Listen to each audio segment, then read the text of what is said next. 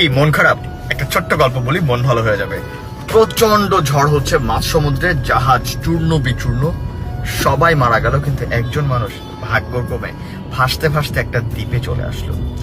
আসার পর প্রথম দিকে তার মন যথেষ্ট খারাপ। প্রতিদিনই সে সৃষ্টিকর্তার কাছে প্রার্থনা করতো, আল্লাহ কোনো একটা জাহাজ মিলিয়ে দাও, আমি যেন বাসায় যেতে পারি কোনোভাবে।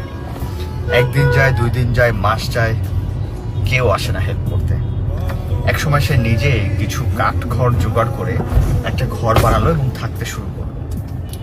কিছুদিন পর একদিন মাছ ধরে ব্যাক করার সময় সে দেখলো তার বাসাটায় আগুন জ্বলে গিয়েছে এবং পুড়ে ছাই। সে সৃষ্টিকর্তাকে বলল, আমার একটাই ঘর ছিল, তুমি এটাও কেড়ে নিলে। এভাবে সে সৃষ্টিকর্তার উপরে বিলাপ করতে থাকলো আর নিজেকে শেষ করার জন্য সমুদ্রের দিকে পা বাড়ালো।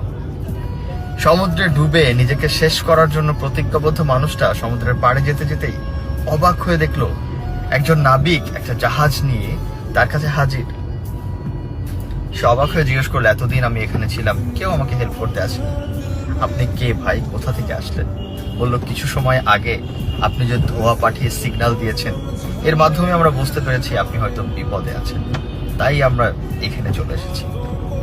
মোরাল অফ দ্য স্টোরি, আমরা সবসময় মন খারাপ করি, মাঝে মাঝে চিন্তা করি সৃষ্টিকর্তার এই ডিসিশনটা হয়তো আমার জন্য পারফেক্ট ছিল না, কিন্তু কেন উনি এমনটা করলেন?